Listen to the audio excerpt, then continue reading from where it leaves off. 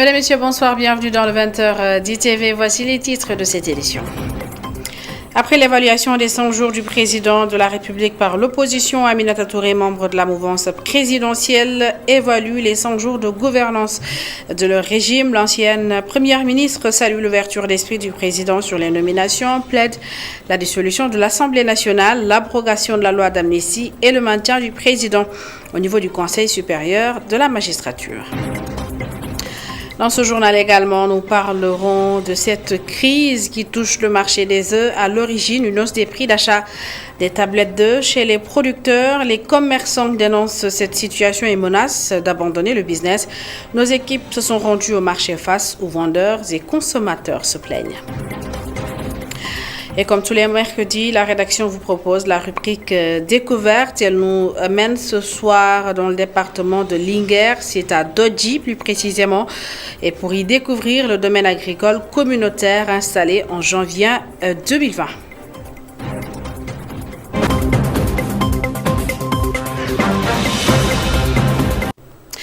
Mais d'abord, notez que le présumé auteur de la série d'agressions sur des femmes ayant occasionné la mort d'une d'entre elles à Kafountine, c'est dans la région de Ziguinchor, a été placé sous mandat de dépôt mercredi après son interrogatoire la veille par le procureur de Ziguinchor. Il est poursuivi pour assassinat, homicide volontaire et vol aggravé. Cette série d'agressions sur des femmes notées à Kafountine entre janvier et juillet 2024 a occasionné la mort de Awa Sissé, sauvagement assassinée dans sa chambre. Les enquêtes menées par la section de recherche ont conduit à l'arrestation de cet individu. 100 jours de gouvernance de Bassirou Diomaye Faye Aminata Touré se dit globalement satisfaite. L'ancienne première ministre et membre de la mouvance présidentielle salue l'ouverture d'esprit du président de la République dans ses choix à certains postes, plaide pour la dissolution de l'Assemblée nationale, l'abrogation de la loi d'amnistie et une présence encadré du président de la République au niveau du Conseil supérieur de la magistrature. Synthèse de sa conférence de presse avec Aïssatou Kane. Face à la presse, Aminata Touré salue les efforts du gouvernement en matière de réduction des dépenses et de rationalisation des finances publiques durant les 100 premiers jours de Bassirou Diomaye Faye. Ci téeméeri fan yu bees yi wàññi nañ fi njëg kooku dañuy saluer mesure bu am solo boobu. L'opposition cherche à désinformer, mais nous saluons la baisse des prix des produits de première nécessité durant ces 100 premiers jours, ainsi que le paiement de 41 milliards aux opérateurs agricoles. L'opposition veut également que l'on oublie les actions menées pour la renégociation des licences de pêche. Ñu bëgg aussi ñu fàtte mooy gouvernement bi dafa jël ay actions yu am solo ne dañuy renégocier waat les licences de pêche. Si Mimi Touré prône la présence du président de la République au sein du Conseil supérieur de la magistrature, elle incite à la mise en place d'un comité ad hoc. Je considère que la présence du président de la République est très utile. Par contre, je récuse toute possibilité pour lui de choisir les juges ou les procureurs. Il ne doit pas intervenir dans la carrière des magistrats.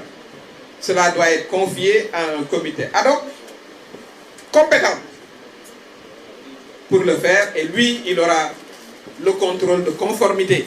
Les fonds politiques sont importants, mais il faudrait mettre en place un système pour justifier leur utilisation, propose la présidente de Mimi 2024. Les fonds discrétionnaires existent dans toutes les démocraties. Toutes les démocraties.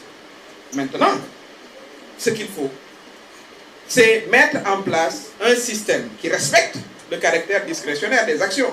Vous n'allez pas aider quelqu'un et le mettre dans un rapport financier. Et il faudra qu'il y ait évidemment un rapport adapté pour justifier l'utilisation des fonds.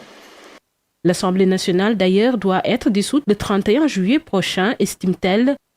L'Assemblée nationale, dañ ko war a dissoudre. Jour bañ leen fale ca la mot ñaari at ñu dissoudre ko. L'Assemblée nationale doit être dissoute car elle n'est plus légitime. Si j'étais le Premier ministre, j'attendrais une nouvelle Assemblée pour présenter ma déclaration de politique générale. Mon conseil est de dissoudre l'Assemblée le 31 juillet. Le 31 juillet, en tout cas, mon conseil, je vais dissoudre l'Assemblée. Pas de réconciliation sans vérité. Aminata Touré a ainsi demandé de revenir sur la loi d'amnistie et d'ouvrir une enquête sur l'affaire Fulbert Sambou et Didier Badji. Elle encourage également la renégociation des contrats et la reddition des comptes. Aminata Touré conteste aussi le maintien de Macky Sall à la tête de l'Alliance pour la République après sa nomination comme envoyé spécial du président Emmanuel Macron, une ingérence de la France dans les affaires politiques du Sénégal, selon la présidente du mouvement Mimi 24, que je vous propose d'écouter.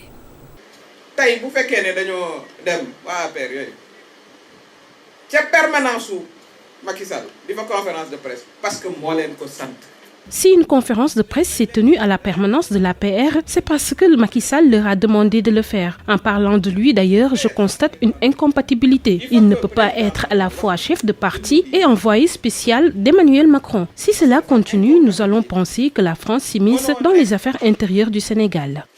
Ou le président Macky Sall est votre envoyé spécial. À ce moment-là, il démissionne de la tête de son parti, l'APR, ou alors il démissionne du poste d'envoyé spécial qu'il occupe auprès de vous pour, à ce moment-là, continuer à diriger son parti.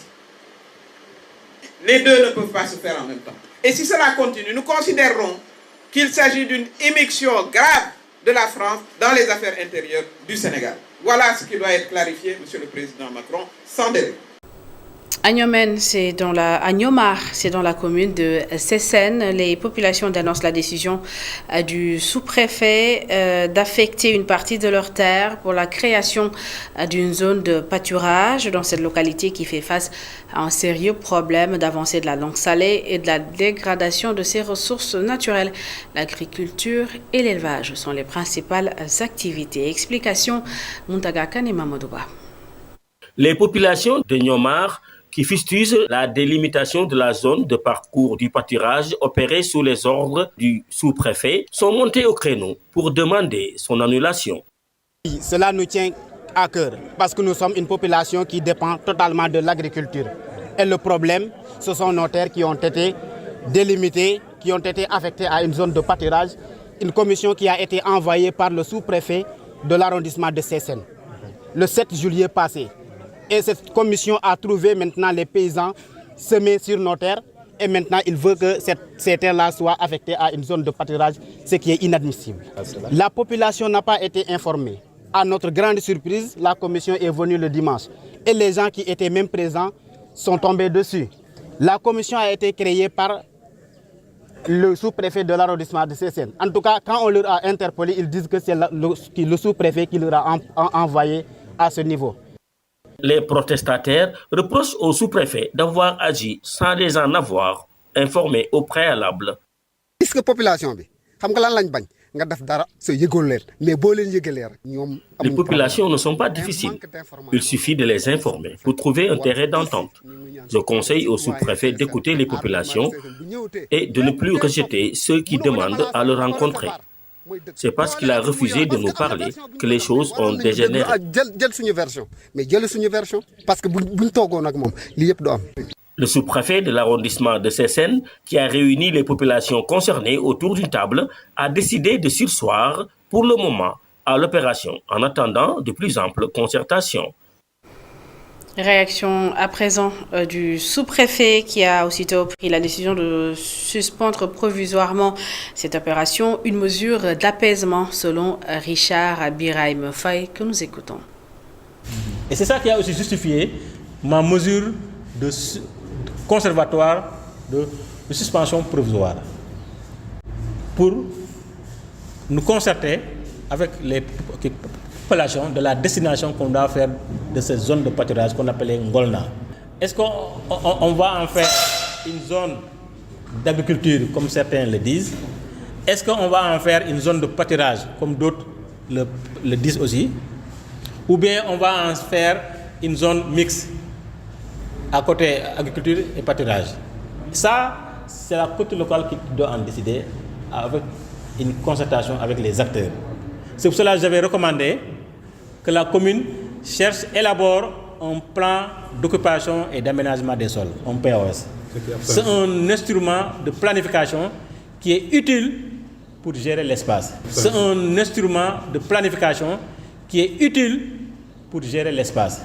Mais en attendant, pour apaiser la tension, bien vrai que les agriculteurs qui se sont soulevés ont tort. Parce que depuis le 3 octobre, on a fait une concertation inclusive pour délimiter les parcours de bétail et identifier les zones de pâturage. Mais tout le travail qu'on avait déjà effectué pour l'ouverture des parcours de bétail, ça reste en vigueur.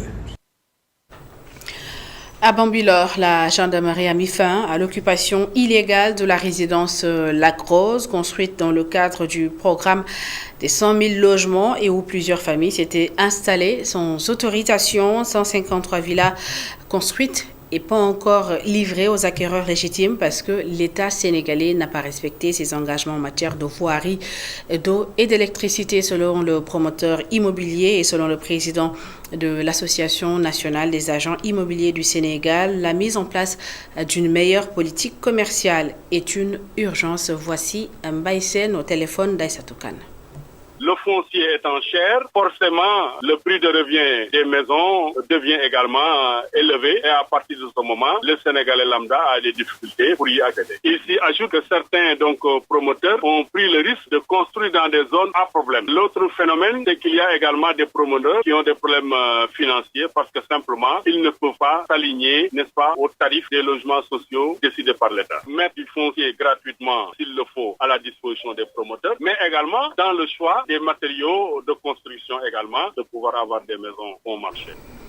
Et à Guédiawaye, les artisans qui s'activaient sur le littoral et sommaient de quitter les lieux à cause des problèmes liés au bradage du littoral craignent pour leurs activités. Ces mécaniciens qui n'ont plus d'endroit pour une où mener leurs activités vivent une situation difficile.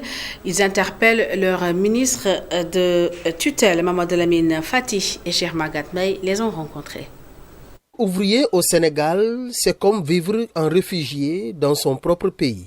Les artisans du littoral de Guédiawaye vivent cette situation difficile. Un temps où on se demandait si comme être artisan était un crime. Parce que là où vous travaillez, si on vous convoque à la DSCOS, on vous retient pendant 2 jours, ça nous a vraiment fait peur. Et cela a failli nous pousser à prendre les pirogues. C'est pas facile de travailler au Sénégal. Plus de 100 jeunes apprentis sont encadrés par ces mécaniciens du littoral. Aujourd'hui, avec la crise foncière à Guédiawaye, ils sont sommés de quitter les lieux. Seydou Diallo, chef de garage mécanique, est préoccupé par cette situation. Nos États qui sont là ne nous considèrent même pas, si ce n'est les déguerpissements et autres difficultés qu'ils nous posent. Si les enfants voient leur patron être malmené, déguerpi à tout moment, eux-mêmes, ils vont penser que quand ils feront ce métier, ils vivront les mêmes difficultés. C'est pourquoi c'est difficile. Récemment, ces ouvriers du littoral ont reçu la visite du ministre du Tourisme et de l'Artisanat. À cette occasion, ils ont exprimé leur souhait de bénéficier de l'accompagnement de l'État. El Haji Seydi, président des garages du littoral, insiste sur l'urgence de leur situation. Déjà, nous avons des qualifications et un métier. On a des endroits où travailler. Ce qui reste, c'est l'accompagnement de l'État. Qu'il nous accompagne pour qu'on puisse avoir des garages modernes et travailler tranquillement. La crise foncière dans le littoral de Guédiawaye n'épargne personne. Les ouvriers mécaniciens sont aussi impactés. Entre déguerpissement et manque d'espace de se relocaliser, cette situation précaire laisse un avenir incertain pour les jeunes apprentis. Le marché de la commercialisation des œufs en crise également. À l'origine, une hausse du prix d'achat des tablettes d'œufs chez les producteurs. Les commerçants s'en offusquent et menacent d'abandonner cette activité au marché face où nos équipes se sont rendues. Vendeurs et consommateurs se plaignent de la cherté de ce produit. Aïssatou Kane et Cheikh Tidiane Diouf. Au marché face, les clients se bousculent, répartis de part et d'autre des étangs des vendeurs.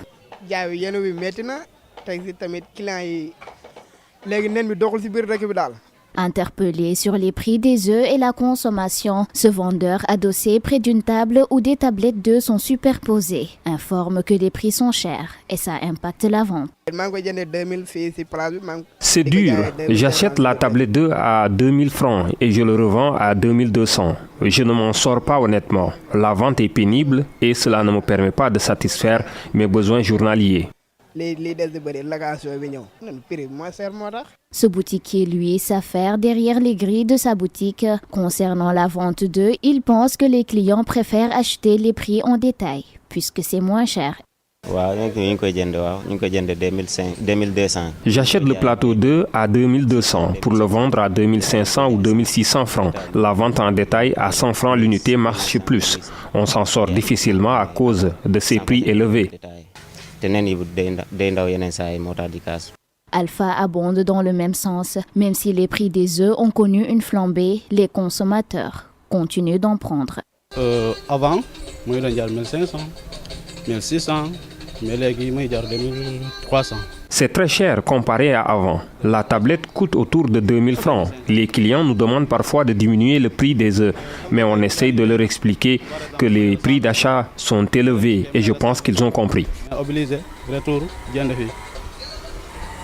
Depuis quelques jours, plusieurs commerçants s'offusquent du prix d'achat des tablettes d'œufs chez les producteurs et menacent d'abandonner ce business. Au marché face, vendeurs et consommateurs se plaignent de cette cherté, mais se disent obligés de subir la situation. Éducation à présent, le ministre de l'Éducation nationale rassure les syndicats d'enseignants. D'après Moustapha Guirassi, le dialogue sera de mise entre le gouvernement et les syndicats pour trouver des solutions aux problèmes des enseignants décisionnaires et animateurs polyvalents. Il s'est exprimé en marge d'une rencontre avec les syndicats, les leaders des syndicats d'enseignants dans les locaux du ministère de l'Éducation nationale. Voici sa réaction. Oui, il y a les enseignants décisionnaires, mais vous me permettez aussi d'évoquer le cas des animateurs polyvalents. Là aussi, j'ai été interpellé et je veux rassurer donc les animateurs polyvalents. Nous avons eu des réunions avec la direction de la formation et de la communication, des discussions aussi avec la direction des ressources humaines et il s'agira juste de faire un petit audit parce que nous avons une liste assez importante, mais les informations que nous avons aussi, c'est que parfois, il y a du fictif. Donc nous allons faire un petit audit et en une semaine, une dizaine de jours, on sera fixé. Et une fois fixé, bien naturellement, on va régulariser aussi le cas donc, de ces animateurs polyvalents. Pour ce qui est des décisionnaires, c'est un sujet extrêmement important. Rappelez simplement que ce n'est pas propre ou spécifique au ministère de l'Éducation nationale, c'est au niveau de la fonction publique et il y a la même situation que le ministère de la Santé donc, vit. Mais heureusement, sur instruction du Premier ministre, le collègue de la fonction publique et moi-même travaillons de façon sans répit et de façon assez concertée aussi pour que très vite nous puissions trouver une solution donc assez décisionnaire.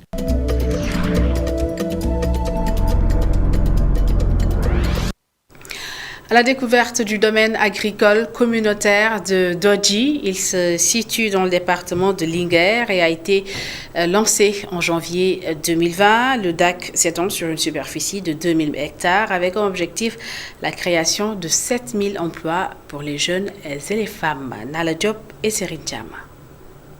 À quelques encablures de la commune de Linguère, une piste latéritique serpente et escalade une dune de sable. Cet espace d'une superficie de 2000 hectares abrite le domaine agricole de Dodji lancé en janvier 2020. Nous sommes en chantier, comme vous l'avez constaté, qui va être livré en fin d'année 2024. Donc c'est essentiellement donc, toute l'infrastructure hydro-agricole nécessaire pour une exploitation donc, de qualité. Là, vous aurez donc 6 forages, vous aurez des serres, on aura également des hébergements pour les jeunes au niveau de l'incubateur, parce qu'il y aura un centre de service donc, qui va servir d'incubateur pour former les jeunes. Il y aura des vergers, des bergeries donc, pour l'embauche ovine et bovine, donc une usine de production d'aliments de bétail, une usine de production laitière, donc de lait, un laboratoire. Donc vraiment, on est en train de mettre en œuvre ici, à proximité, tout le nécessaire pour pouvoir être vraiment dans une culture, dans une exploitation, dans une agriculture permanente, si je puis dire. Ce projet spécialisé dans l'élevage vise à contribuer à la création de 7000 emplois directs et indirects. Pour le programme des domaines agricoles communautaires, sur l'ensemble des 11 DAC, je devrais dire, on est à un objectif de 300 000 emplois. Donc, pour revenir sur le DAC de Dodji, nous avons un objectif donc, de 7 000 emplois une fois que nous serons en plein régime d'exploitation. Financé par la Banque islamique de développement, la BID, pour un montant de 10 milliards de francs CFA, le DAC va créer d'autres types de prestations qui peuvent être capitalisées. C'est la Banque islamique de développement qui est le bailleur donc, pour les 4 DAC de deuxième génération. Donc ils ont financé, nous le financement ici est à hauteur de 10 milliards, Boulel on a 15 milliards. Donc dans l'ensemble, c'est un financement donc, de l'État du Sénégal accompagné par son partenaire, la Banque islamique de développement.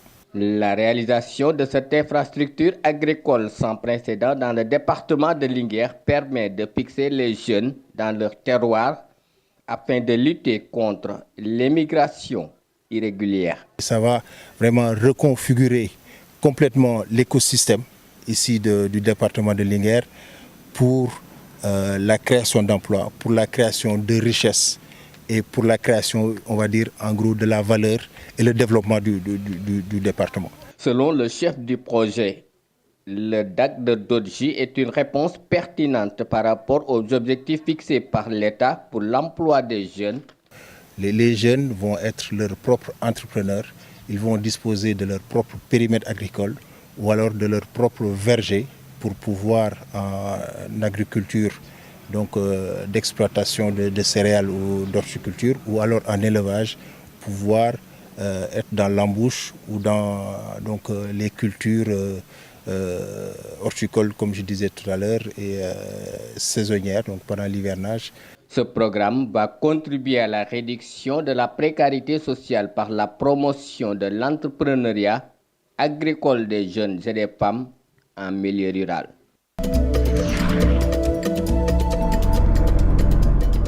Et c'est la fin de cette édition. Merci à toutes et à tous de l'avoir suivi. Merci de votre fidélité. L'information continue sur media.sn. Tout de suite, la suite de RSA, les retours sur l'actualité.